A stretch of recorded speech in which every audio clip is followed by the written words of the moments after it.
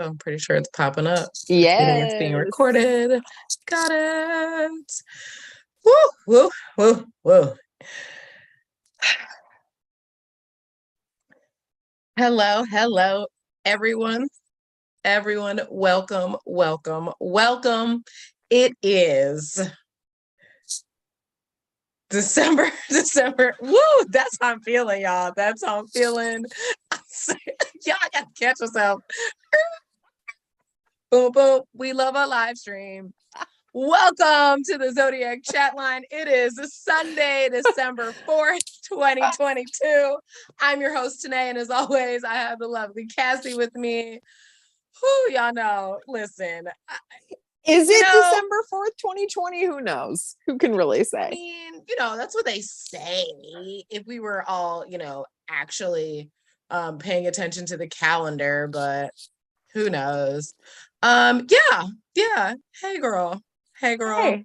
Hey to the girl. Hey to the girl. Hey.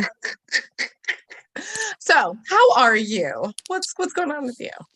I am doing my best to roll with it. But it's unpredictable out here in these streets. I have been myself personally just on the brink of some emotion. It feels like for the past, my whole life really, but it's been a rough week, I would say. It is just dicey out here, and I'm for real trying to be adaptable, right? We've got all this mutable sign energy in the skies, and I'm trying to channel that and be adaptable, but it's hard when it feels like the ground is shifting beneath you. How about you? Ooh, yeah. As a fixed sign who loves change and adaptability, because that's what we're good at. Yes, fixed signs. That was a quick cackle for us all.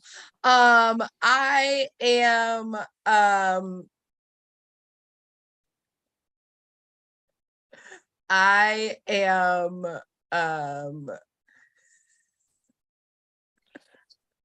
Are you okay? I'm fine. As a fixed sign, I am trying my best. But it's not. I am glad that I am at an age where I'm learning that everything doesn't need a reaction. And I needed to take a step back and just really assess what's happening and just relax. And everything is just ever changing right now. And as Cassie said, we have lots of mutable energy in the sky, and we are coming up on a full moon this week in the sign of fun Gemini, along with Mars retrograding there as well. But currently we have the Sun and Venus both in Sagittarius and Mercury. So spicy everything, feelings, words. So it is definitely a time to adapt, and try not to take anything personally, really, because I feel like everybody is kind of losing it.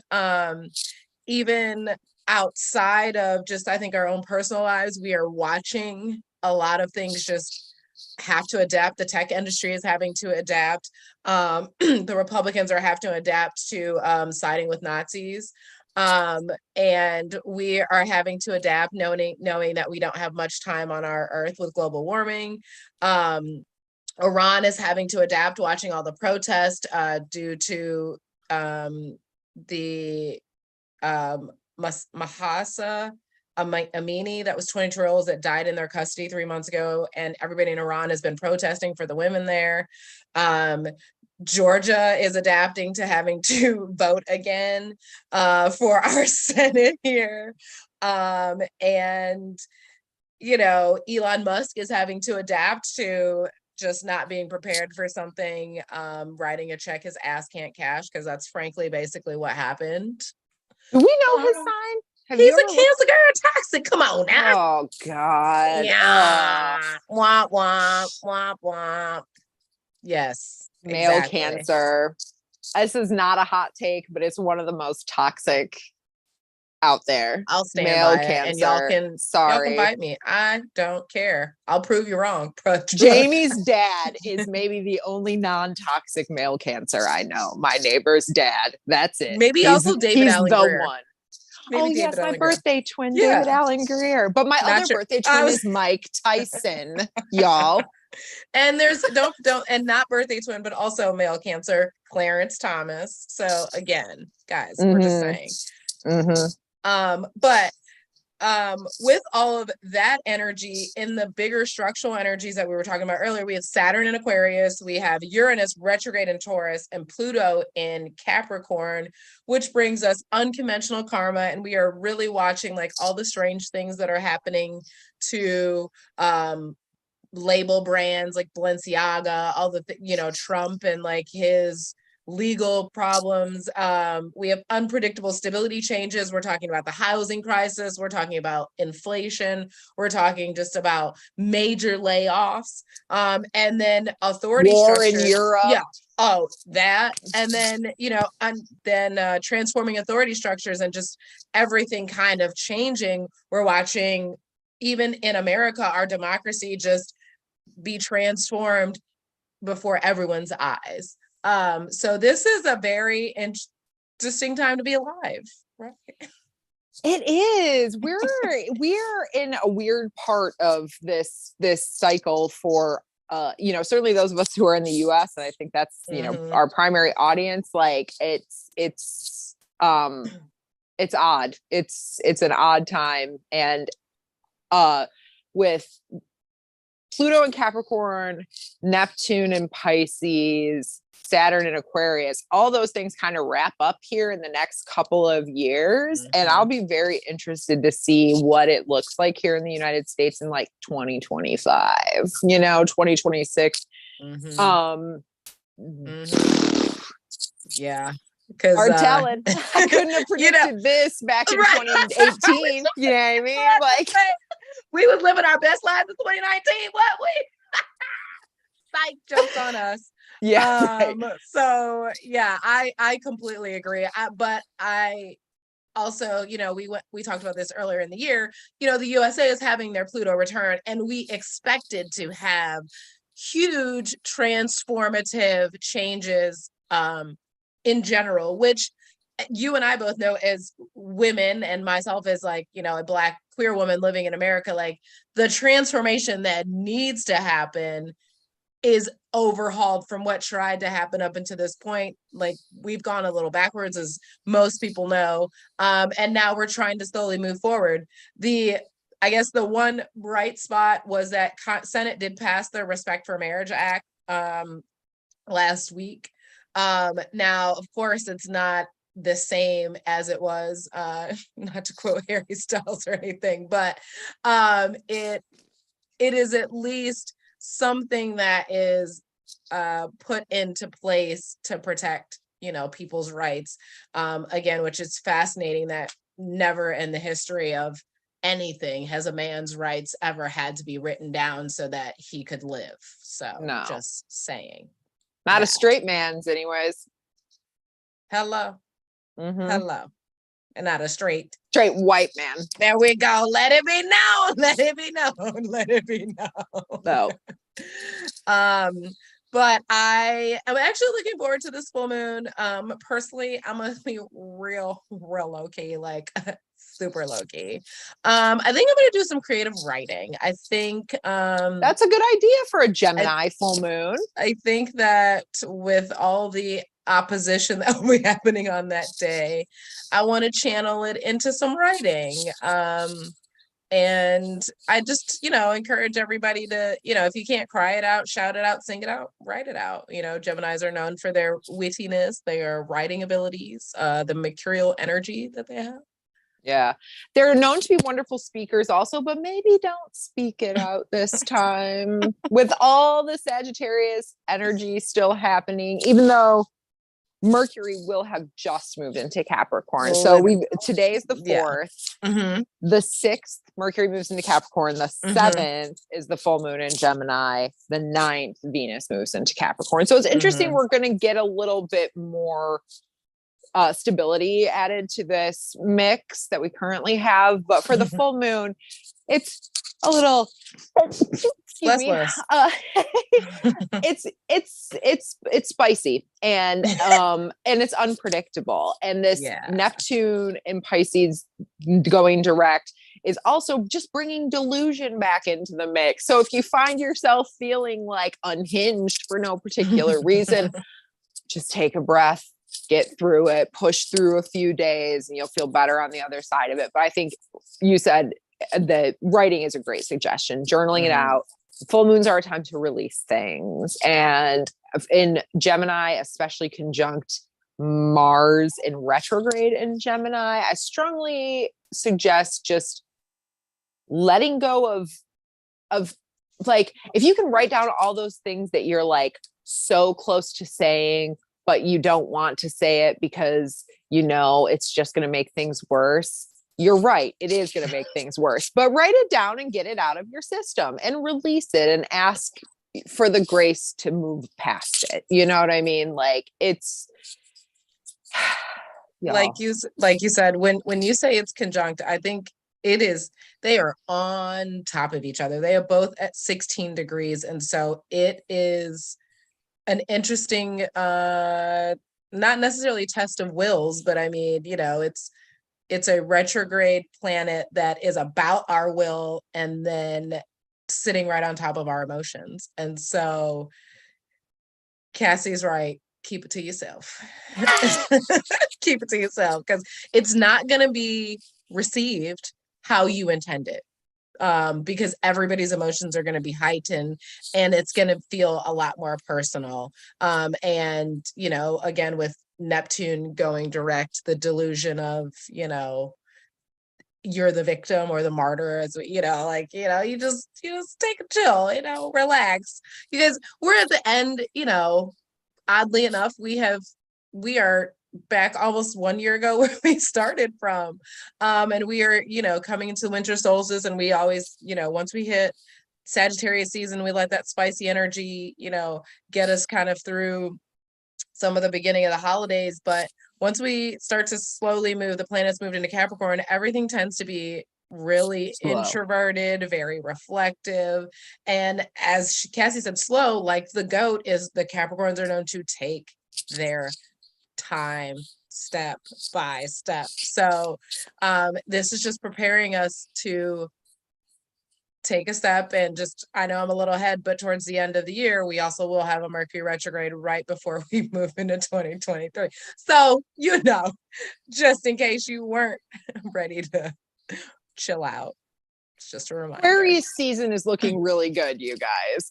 But we have a couple, you know, like a month and a half to chill, reflect, hunker down. Good planning time. Plan. Yep. I would say gather your coins, plan, figure out what you're going to do next. If anybody watching, and it is not December 6th, and you haven't, please on Tuesday, go find yourself to the voting polls here in Georgia.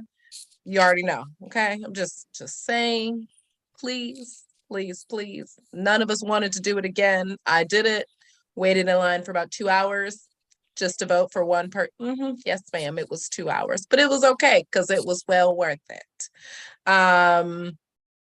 And last but not least, before we get our guest on here, I just want to remind everybody that Brittany Griner is still in Russia. She has now been moved to the prison labor camp. And yes, she's has received 9 years in prison for a vape cartridge. So just want to remind everybody, I want to keep saying her name. She is still in Russia and nobody has brought her back and they don't know where she is. So Brittany Griner, we here at the Zodiac Chat Line love you and we cannot wait for your return to the States. So we will continue to push for that. Yep. Praying for your safe return. And now we are about to go ahead, Cassie, introduce our amazing guest. I will. All right. We're delighted to have one of our earliest supporters here at the Zodiac Chat Line, who happens to be my babyest brother, my big little brother. He is a Pisces king with a Pisces sun, a Pisces moon, and a Sagittarius rising that is so deep into Sagittarius, he's basically a Capricorn rising. There we go. So please welcome Alex. Hi, Alex. Hi, Cassie. Hi, Tennah. Hey, welcome. Thank you so much for taking the time to spend with us on a lovely Sunday evening.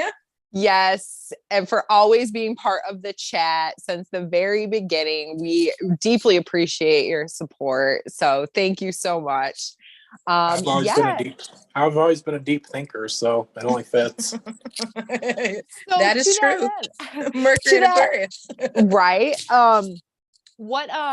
What do you know about being a Pisces? Well, I do like the water, even though I can't swim real good. And like Mom said when you had her feelings, I'm very sensitive to my own feelings and to other people's feelings too. Yep, that's huge for Pisces for sure.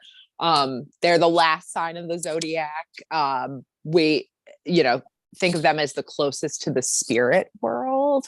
I think it's really fascinating because you have a lot of Pisces energy in your chart, my younger brother. You have the sun, the moon, Venus. Oh no, Mercury's in Aquarius, giving you that sharp mind. But those three are very strong, and they're in your third house of communication. So you're, like you said, tuned into other people's feelings, tuned into your own, and the kind of not necessarily struggle, but the need to express those feelings and like how do they get expressed is just strongly important to you in your life. I think it's very interesting that you're our like family historian too, and Pisces is very much known for the tie to ancestry. They're strongly tied to all of their relatives that have come before, and they tend to hold on to those like family stories, as it were. So that's a perfect role for you to have within our family with all your Pisces placements. It's funny you mention that because every family reunion, someone will ask so-and-so, when did this or that happen? Their first response is always, ask Alex. And sometimes I love having a great memory, but sometimes it's a curse. Yeah, it's true. It'd be nice to forget some of that stuff. Right. So with all that lovely Pisces energy that you have, I'm curious to know, what has been your most vivid dream? Oh my God. Safe for work. Safe for work. That's actually a good question today because I never really gave it much thought, to be honest with you. Uh-huh.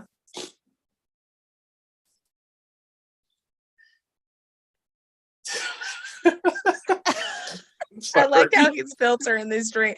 He's filtering all these dreams. I know.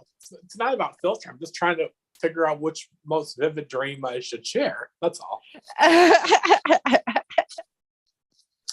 don't know if I'm getting baby fever or something, but I've had a lot of vivid dreams that several women I know are pregnant. Oh, interesting. Have you ever had an incident of having like a psychic dream where you dreamt of something and then it happened later? Actually, no. At least not that I recall. I was about to say, maybe you just don't know.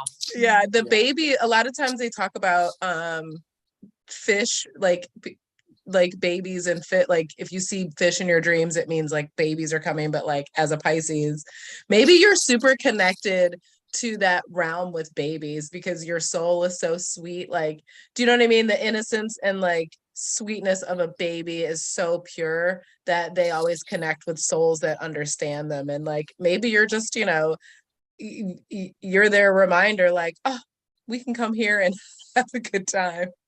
But I think that's really interesting with all your Pisces energy. I don't dream a lot. I don't remember my dreams a lot, but I noticed that a lot of people with especially heavy water energy tend to have very like vivid dreams, like colorful dreams, just very like a very vivid dreaming life. So I think that's pretty cool that you dream about babies. That is funny. I'm gonna have to look. I don't know the symbolism of that. New beginnings, maybe. Yeah, probably. That would be Mhm. like a my I would like best. to think that. Yeah, I think Yeah. it's definitely new beginnings. Speaking of beginnings, you Mhm. also have, so it's very interesting to me too, because you're my brother. So obviously we grew up together, but you have a ton of Pisces energy and you also have a ton of Capricorn energy. And for the audience, that was our parents' sign. So my mom is a Pisces and our dad was a Capricorn. So it's I really didn't know interesting. Capricorn. Yeah, so Capricorn runs from about December 21st to January 20th. So at January 1st, dad was a Capricorn, and then Pisces is February 21st to about March 20th. That's mom and I. Mhm. Yes, And so you guys are days apart. 2 days, right? know, Yeah. yeah. Yeah, 2 days. So your Capricorn placements all fall in your first house, which is the house of self. And so it's really interesting to see that. Tanae, you had a really good question about the first house Capricorn placements. You want to hit that? Yes, I do. Fire away. All right. So, Alex, how do you break the rules? You really want me to answer that? Yes, absolutely. All the time. Yes. Oh, well. Yeah, that's a good question. Can you define that question just for a minute? So, Capricorn rules like authority, and usually people with a lot of Capricorn placements like structures, they like rules, they don't really like to break rules, they like to very much define things by right and wrong. There is an authority, this is how it is. Breaking rules is not really common, so I was curious to see if you did break some rules. Well, actually, yeah.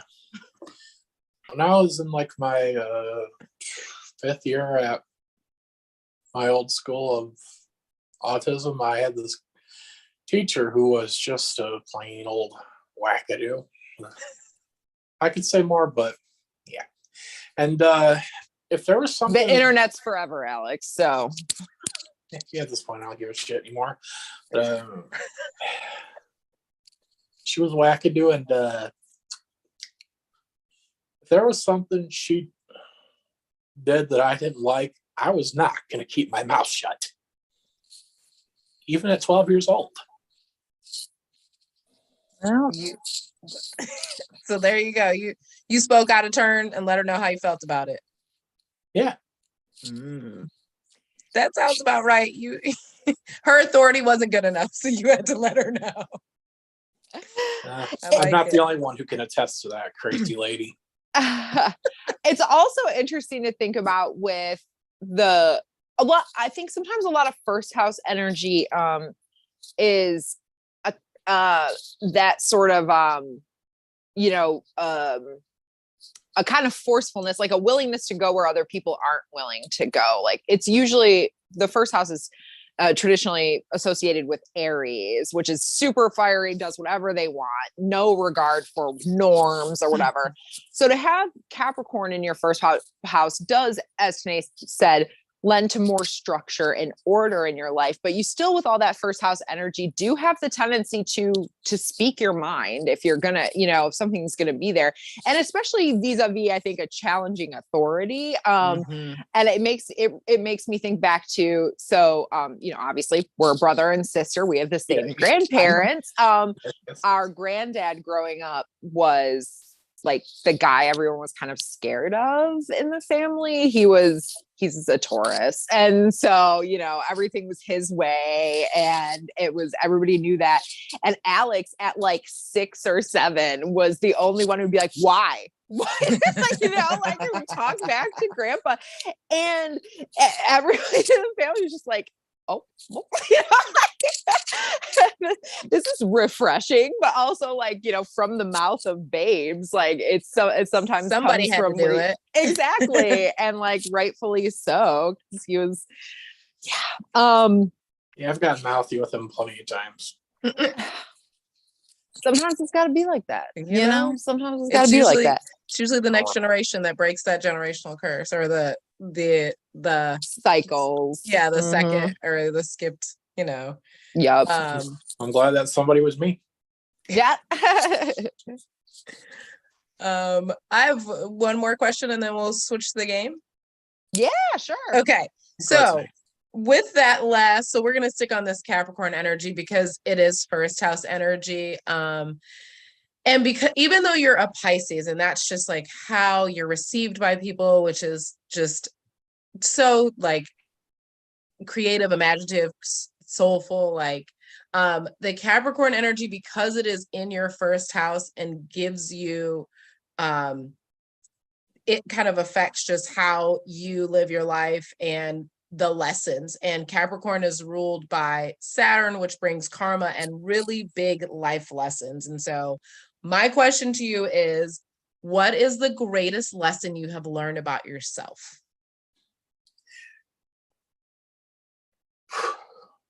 Nobody's ever asked me that before. So that is a very good question. I like to come up with. We go deep. We go deep on the We want to know you, Alex. Deeper than what I'm used to. You said what? Deeper than what I'm used to. Welcome to my mind, Alex.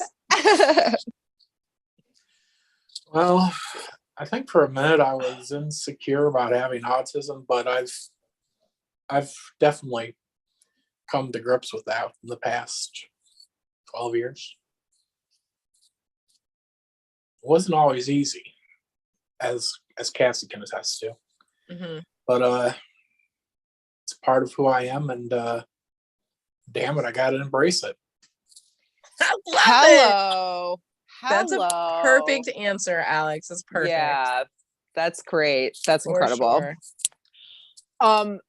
Quickly before we get to your game, it's just worth mentioning too, you have a disproportionate amount of receptive influences. Like they're defined in astrology as masculine and feminine, and it's feminine energy that dominates your chart. But when we say that, we don't mean feminine like female necessarily. We mean receptive and understanding. And so I encourage you to continue to embrace that, right? Like your empathy is your greatest strength when you can tap into it, and the ability to understand what other people are going through and to be a person that they can come to, is a wonderful resource. We need more of that in the world. So all the energy in your chart points to that. So I strongly encourage you to lean into that. Can I say something in regards to that real quick?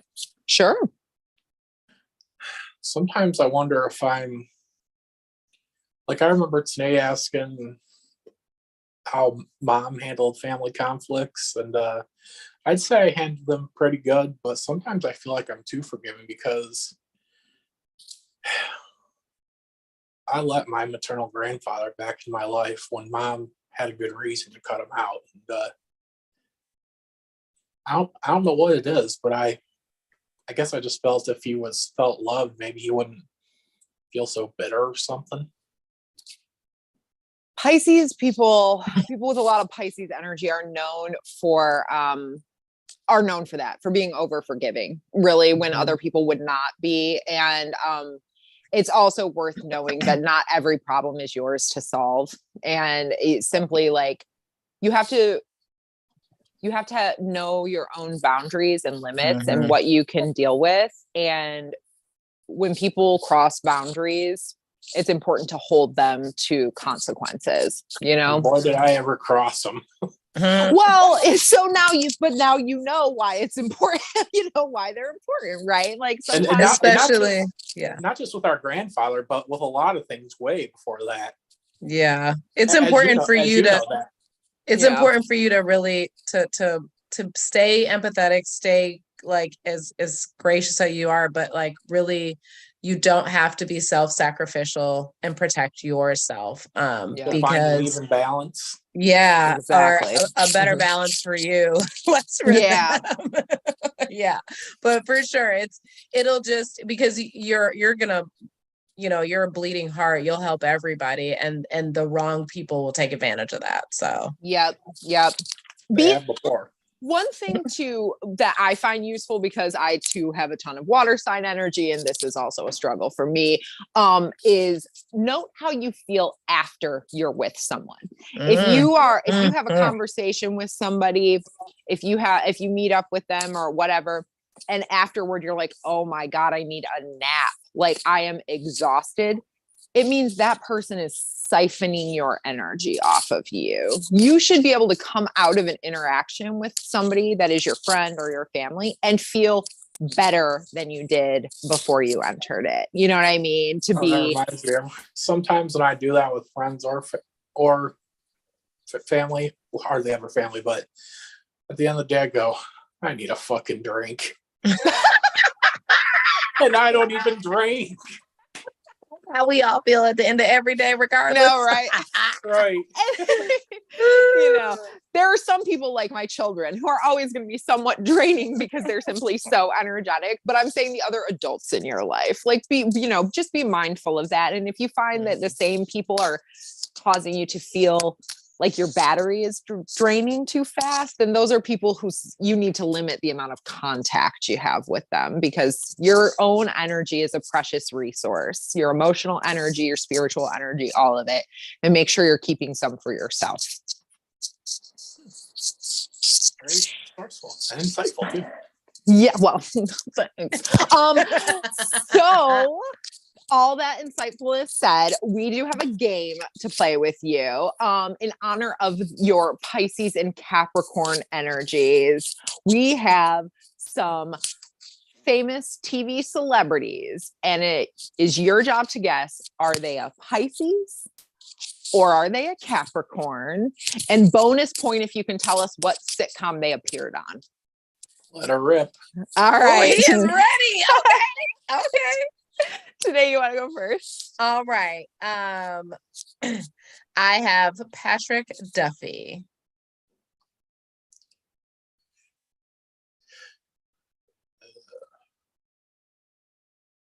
I would say he's a Capricorn. No, he is actually a Pisces. He's well known for Walker, Texas Ranger and Step by Step. Boom. Yeah, you got the show. I knew you'd get the bonus points. You got the show. Frank Lambert. Yes, love it. All right, Yes, so Jodie Sweetin.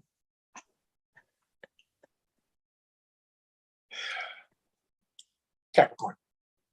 You are correct. Birthday January 19th. And where do we know Miss Sweetin from?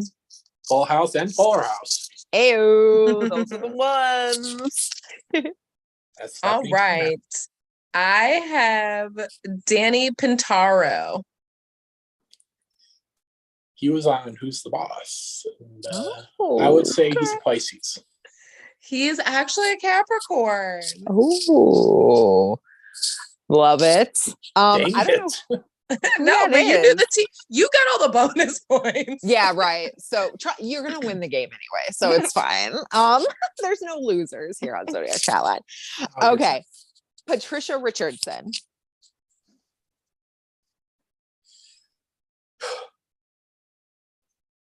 Jill Taylor on Home Improvement and a Pisces.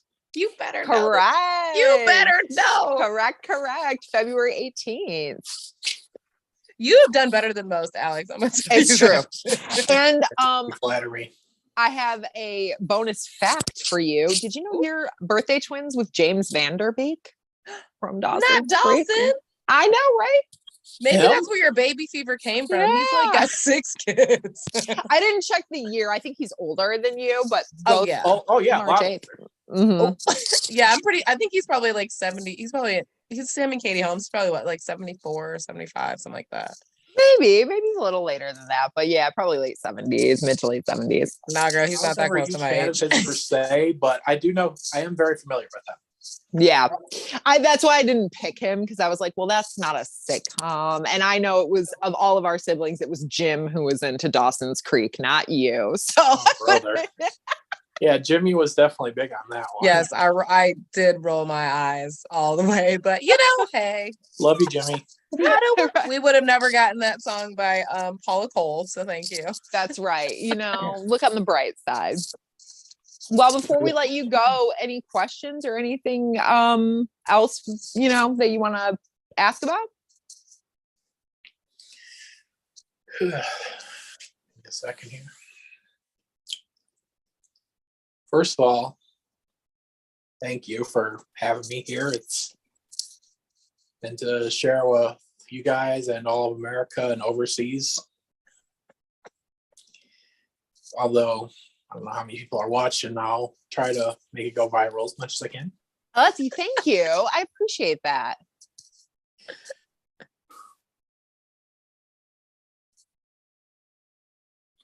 You mentioned earlier how the Pisces Capricorns are like challenges, and my former music teacher, Stan Bylock, he's said to me that when I was a little kid during choir practices, I was always looking for new challenges. Capricorns definitely, with all of your first house Capricorn energy, they are, whether they're looking for them or not, they're going to get them challenges. But Capricorns are conquerors, man. They want to come out on top of those challenges that are placed in their path, and it may take 20 years, 30 years to conquer the thing, but they will do it incrementally until it gets done. Now, one thing we didn't speak about this at all, but you don't have any fire sign energy in your chart. And what fire does, as opposed to like Pisces is a water sign, Capricorn's an earth sign, fire energy in your chart adds a spark. You know, one thing I would caution you about is, you know, not letting yourself get stuck in ruts. Sometimes folks who tend to have a lot of water and earth signs can end up stuck in a rut or a kind of a muddy place. And especially if you don't have any fire energy to kind of like light yourself up, that can be a tricky thing. And that comes into play with facing challenges. So certainly paying attention to anything that makes you feel that kind of spark energy. Try and hold on to that, you know, anything that, you know, whether it's a hobby like singing or something that arouses a kind of like passionate response in you and a physical response warmth, you know, pay attention to that. Those skills, if you can develop them, will help you face all of the challenges that come your way. But I have no doubt with all that Capricorn energy, you are going to make it work. Even if it's slow, you're going to make it work. I will definitely do my best, Cassie. Yeah, I know you will. Thank you so much for joining us. It has been so fun to talk to you, and we really do appreciate all your support. And to quote Bob Ross, have a wonderful evening. God bless. All right. Thank you. Bye, Alex. Bye, Bob Ross, an Aquarius king? Is he? I don't know why I think that, other than it feels Would that right. make sense, right? Right. I'm about to look. Let's see. Bob Ross. What's your birthday, girl? Okay. No, he is a Scorpio king. Oh. Right? Oh. Well. We have been disproven and shocked, y'all, clutching the pearls. Now I see that it's funny though that, you know, we should know because you do landscapes and that's the good quality in a Scorpio is that they're super like we would look at a blank canvas like, how does he turn into that? And it's like a magician. This entire canvas turns into this beautiful landscape. I love his they have the long vision. They can see it as a blank canvas and also see the finished product. Yeah, that's real. That's super real. All of a sudden you're like, what? A whole lake? Wait a minute, trees? Bob.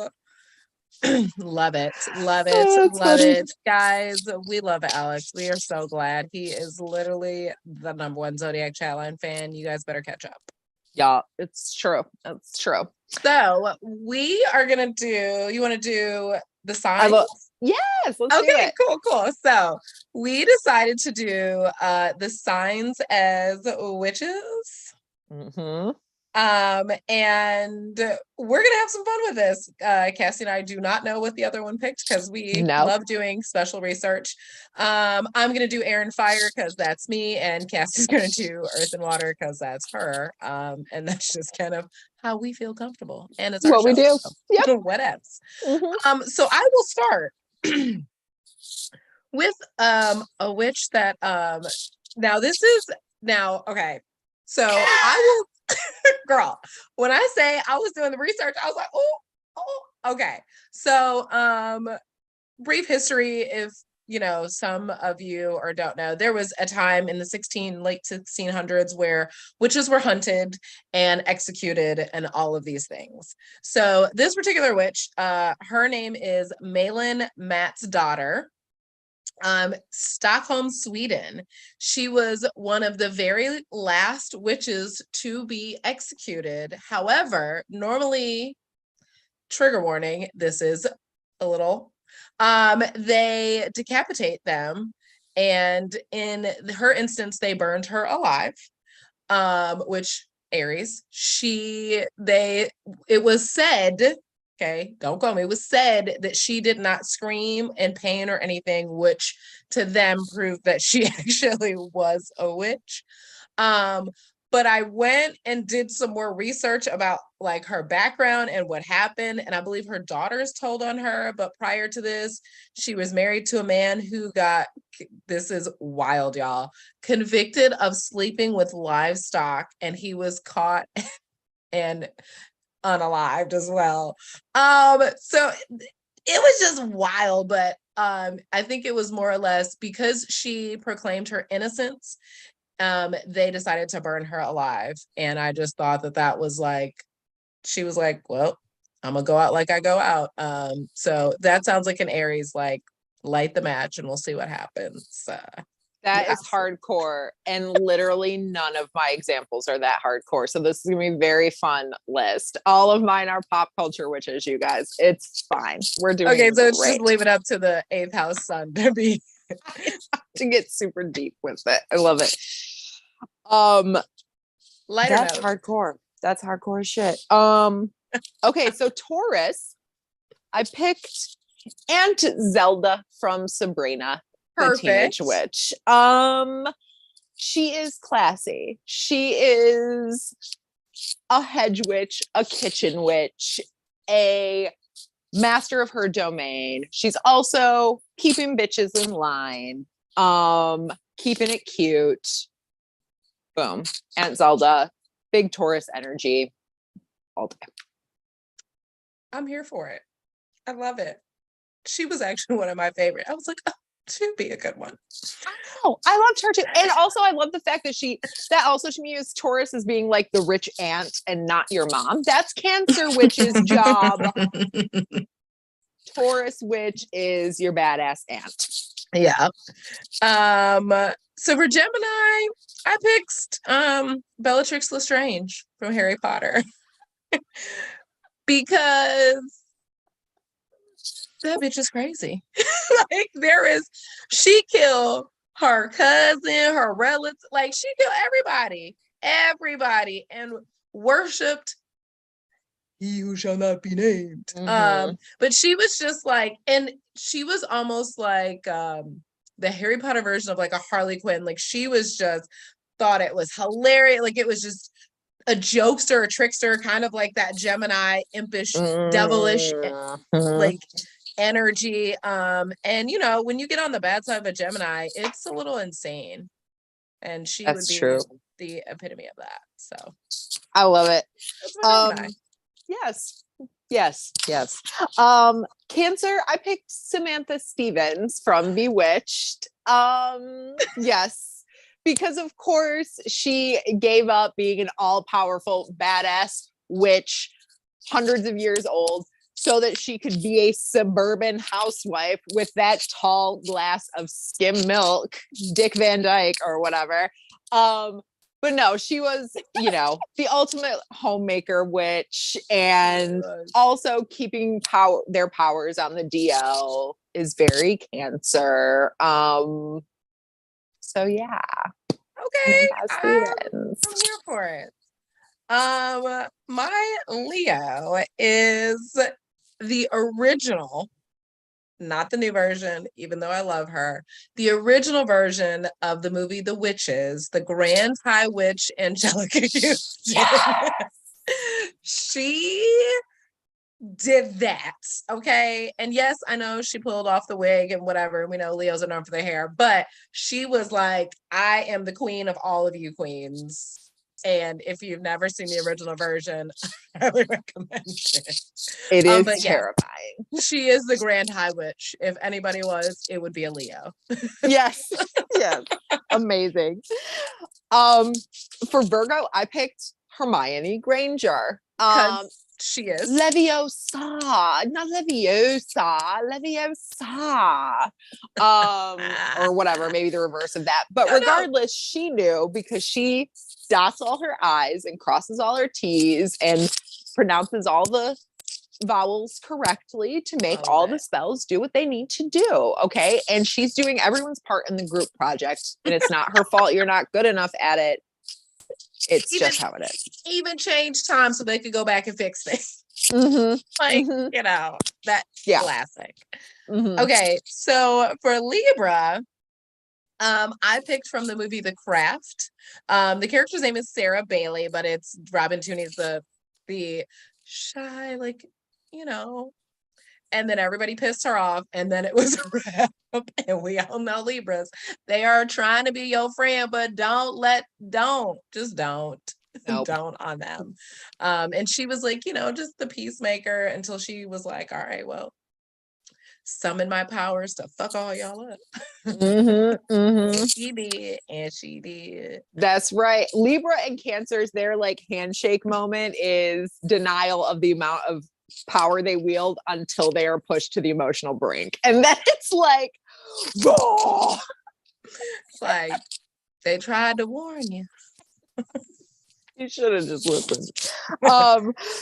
So Scorpio, I picked Jadis, who is the White Witch from the Narnia series, and Lion the Witch in the Wardrobe, who literally froze an entire landscape because she was pissed and is going through her life worried about a prophecy from hundreds of years ago. Because yes, Scorpios are holding on to some old shit, and they are worried about it, and they are going to exact their revenge if they need to. But yeah, just the ability to just freeze people that piss them off. See, Scorpio. That reminds me of Piper Halliwell from Charmed. That was her. Sure. Yeah, but exactly, like freezing time. But I'm with you. Yeah, like you're talking, stop it. Like but don't want to hear it no more. Okay, guys, back on the serious train because, you know, it's me. I do have this witch, but I did this because this witch is actually a Sagittarius. Birthday is December the 6th in a couple days. They went by Dion Fortune. They were a British occultist, magician, novelist, and co-founder of the Fraternity of Inner Light, which was like fraternity of like psychoanalytical beings and light. And so, you know, it would be a Sag to create a philosophy beyond the regular philosophies because they're ruled by Jupiter, and to do all of those things and to be a magician and all of those things. So that's why I picked Dion Fortune. I love that name too. Yeah, I really kind of want to do more research on them. I think they wrote a book. I was like, this is fascinating. But the fact that they were a Sag, I was like, yeah, rebel. I'm here for it. Right. Capricorn, I picked Ursula from The Little Mermaid because she's fine. She's fine under the sea. She's got clients on clients, okay? She's getting souls. She's getting coins. She's got her 2 eels that are helping her out. And occasionally when you piss her off, she just fucks up your whole life. I mean, and that's Ariel would have been fine if she hadn't tried to fuck with Ursula's money, okay? you know? Damn, sound just like a Capricorn. They good to you. Mess with that bag. Don't touch it. Don't touch it. Mm-mm, mm-mm. So for the Aquarius, this was another interesting person, but I picked it because this person, Lavoison, as she was known, from France, did medicine, midwifery, performed abortions, made potions, told fortunes, made poisons, with the head of a cult that poisoned many in the French aristocracy, including an attempt on King Louis XIV with help from his mistress, Madame de Montespan. That's why I was like, yeah. So she went around using poisoning. my magic to take out the whole aristocracy. And only an Aquarius would use magic and stuff to take out how would an unpredictable way to overthrow the government? Yes, I'm going to poison the fuck out of you, and I'm going to use your mistress to do it. The attempt was thwarted, and I think that's when she was caught and executed. But you know, I think that I appreciate those women for really standing up for themselves and taking it to the leadership at the time to kind of even the playing field, because it wasn't so even. And yeah, I'm sure it's extreme. I get it. It's extreme, but people don't listen until you get extreme. Yeah, and it's not often that we look at our aristocrats or our oligarchs or whoever, our leaders, and think it's extreme that they, build a factory that poisons 500 people. But it's extreme if a lower class person poisons 15 members of, the aristocracy or whatever. Again, I'm not standing by murdering people. No, not condoning it, just saying perspectives. Think about it though. Think about it. One, the other, and let's think about why we think the way we think about those things. Yeah. Last but not least, here we go. Last but not least. So before I say my Pisces pick, I just want to say that I was making this list last night and I was like, man, why can't I come up with any good Black pop culture witches to pull onto this list? My list is very white. And I started thinking about, characters that I have seen, portrayals of Black witches, and just realizing that characters aren't that developed, like Rochelle in The Craft. Just not a very developed character. And so I came across a really good article in Vulture. It was written like 5 years ago, but it's still very relevant. And it's called "Why Can't Black Witches Get Some Respect in Popular Culture?" And it's by Angelica Jade Bastien, who has, Louisiana roots. And in the article, she's talking about American Horror Story Coven and the portrayals of Marie Laveau and then Gabrielle Sidibe's character, Queenie. And she's like, well, there's some things that are done okay in this. Like the portrayals are ultimately really reductive. And she points to a film which I have not seen. I have not seen a lot of movies, but it's called Eve's Bayou. I don't know if you've seen it. Oh, yeah, that is a classic African American movie. Right. She says that. She's like, one of the best pop culture portrayals of Black witches is Eve's Bayou. So it's on my queue to watch. I encourage you all to check it out. And, if Black witches who are making content, boost and amplify them, because it is, notable, as Angelique mentions in her article, that, white writers tend to introduce voodoo and hoodoo as an element to scare white people rather than, honor those traditions, because of course, America is scared of Black women. So anyway, all that said, I would also give an honorable mention to Madame Zeroni from Holes. Oh, okay. Because that was played alright. by Eartha Kitt.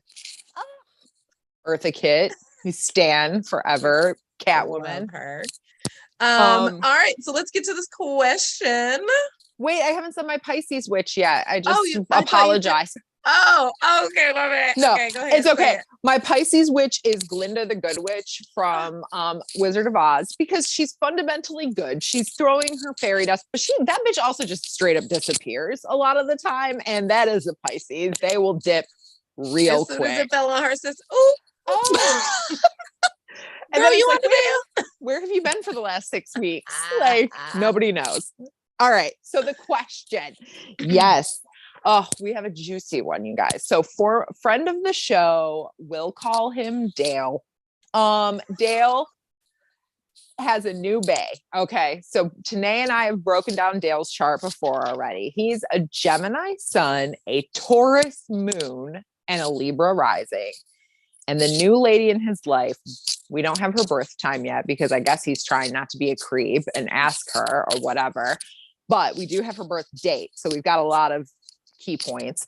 And she's a Scorpio sun and an Aquarius moon. So he's curious, does this spell success or failure? Tanae, what do you think? I think it's a 50-50 solid shot. To be honest with you. I have actually seen Gemini and Scorpio matches work. I think they're both uniquely suspect on the same levels. They offer the same type of craftiness, just in different ways.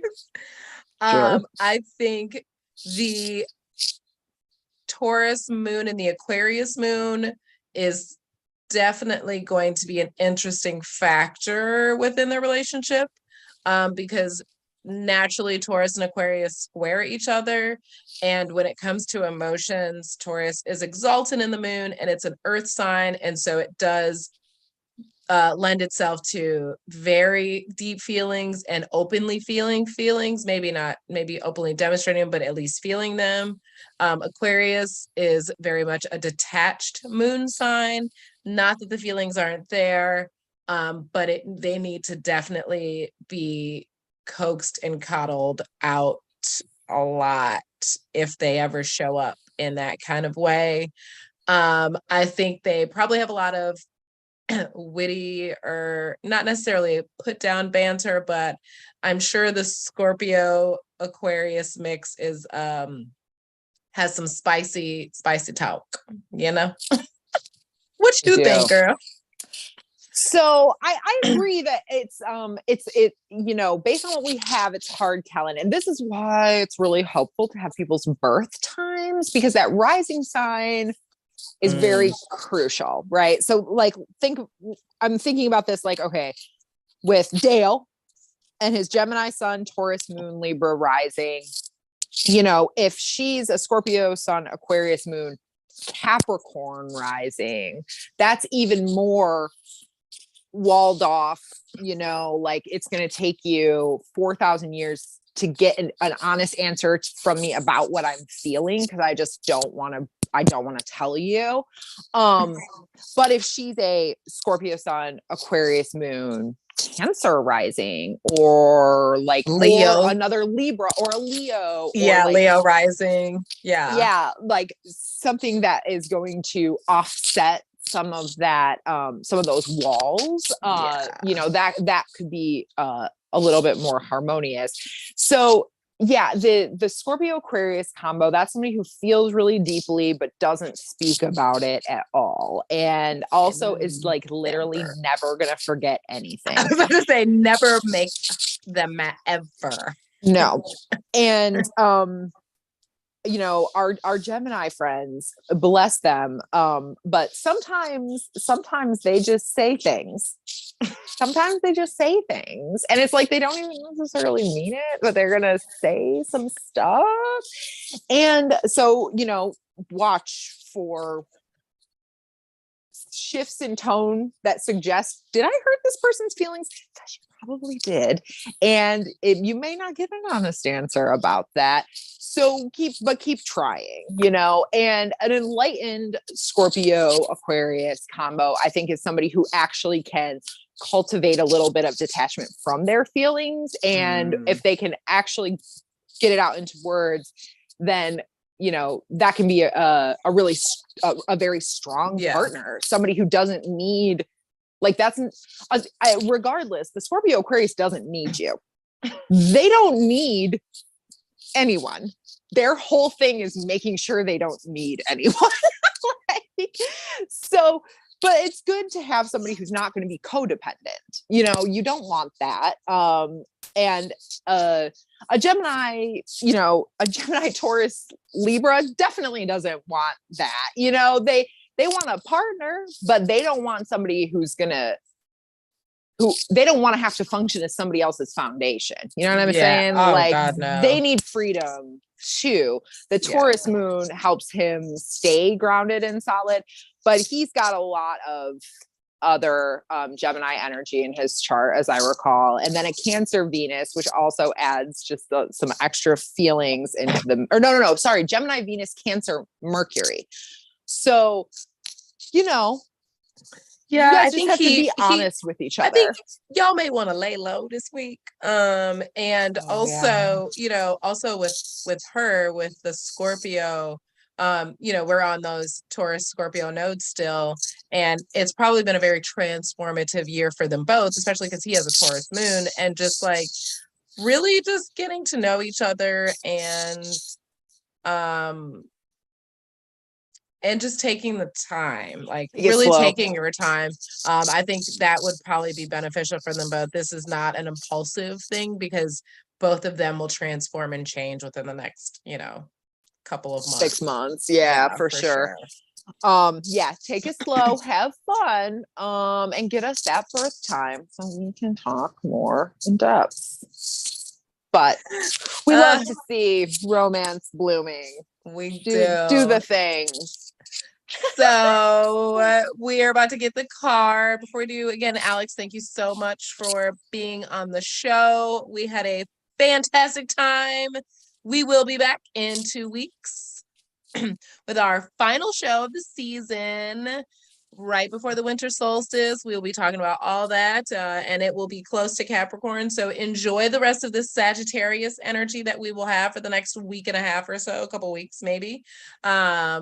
It's going to be spicy the next couple days. Again, as we talked about on the top of the show, just lay low, chill out. The things that Sagittarius and Gemini never want to do, this is what you need to do, because they have zero chills ever. Truth. And if you don't know, if you've never met a Sag or a Gemini, go find one. Well, Google a couple. I'm sure you'll see them in the news. Anyway, today we are going to pull from the Starseed Oracle by Rebecca Campbell, art by Danielle Noel. Love that name. Fun alliterative name. Yeah. Probably just her we call it, what do you call it, authors? Do they call it stage names or a pen name? Pen names. Is that same like for an illustrator? Yeah, I would think so. Yeah. Because, yes. I'm trying to think what do artists call themselves? I think it's still a pen name. You're doing the work with a written instrument. I mean, I don't know. Ooh. In honor of Florence and the Machine, because we all love Florence and the Machine.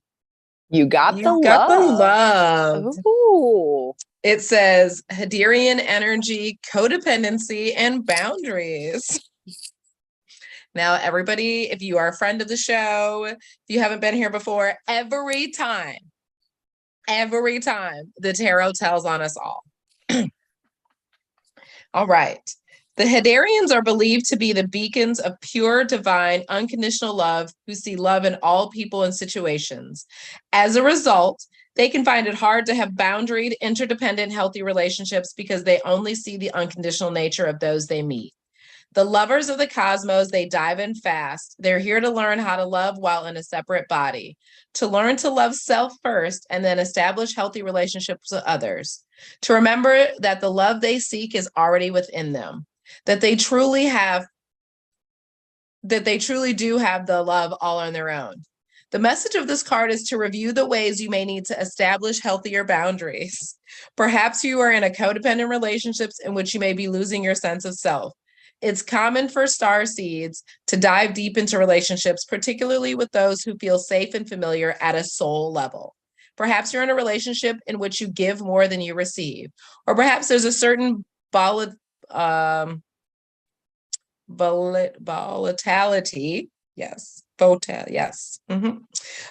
to it, and you're always unsure of where you stand. This card is assigned to do a relationship review and see what energetic agreements you've made, consciously or unconsciously, to acknowledge if there are relationships in which you feel anxious or powerless, in which you don't feel like it's safe to relax and just be you, to assess if there are any places of inadequacy that you've used a relationship to soothe and cover up. The Starseed Soul Inquiry. Do you lose yourself in relationships? If so, how? How can you develop a deeper love for yourself? Oh. And send this one more time. I know there's a lot. I'm working on it, guys. Bear with me. Oh, she got it. She got it. And I know just with full moon energy, which is always like going in and assessing, and full moons kind of always bring some enlightenment, some culminations, and they do bring things that are in the shadow to light. If you're into tarot, of course, you know, the moon card does talk about things hidden below the surface. And full moon, as bright as it is in the sky, you can't hide from that. It will illuminate everything. And I think that, you know, figuring out where your boundaries are, what your self-love really looks like, is very important during these next couple of days and through the rest of this year with all of the transitional energy that has really taken place. We have been through a lot as a people, as a spiritual beings. We have really gone through a lot of changes within the universe, within the nodes, within the eclipses, within, you know, the retrogrades, and like, you know, all those things, and all of these planets having transformative energies and really big shifts. And so, you know, it's really time to assess and take stock of what's going to stay and what doesn't need to stay. And be honest with yourself, because if you lie to yourself, you're only hurting yourself, you know? Yeah, I think that's an incredible message about really, like, yeah, checking in with the relationships in your life, and figuring out how can I love myself better? How can I love myself better? And what boundaries do I need to create for myself?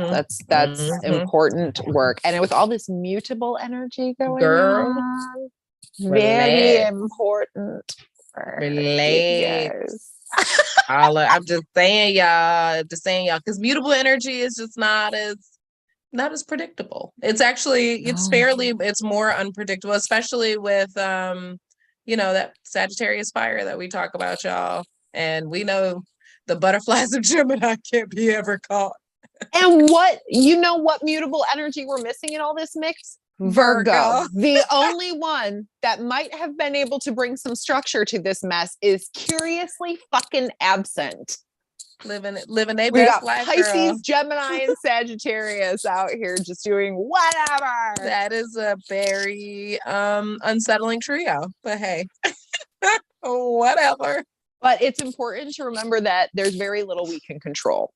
So focus on that you can. Exactly. You know, they say this, mind the business that pay you, mind your own business. You know, really focus on yourself. Because really, if we really focus on ourselves, you realize how we wouldn't really be worried about other people. We wouldn't be so because people be nosy. And I'm like, damn, what's going on in your house? Because you sure is nosy over here. Just saying.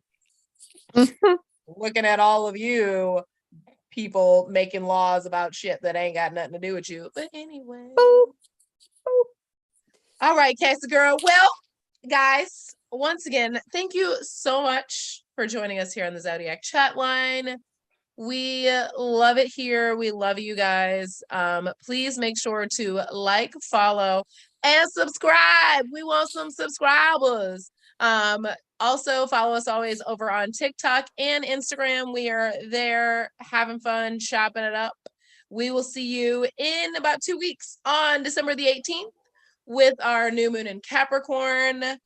Last show of the season. So we look forward to, we have some amazing guests already lined up for you. This panel is going to be real good. Fire. It's gonna be real good. So until next time, guys, as always, Cassie, couldn't do this without you, never would. So y'all love everybody, and what? Peace.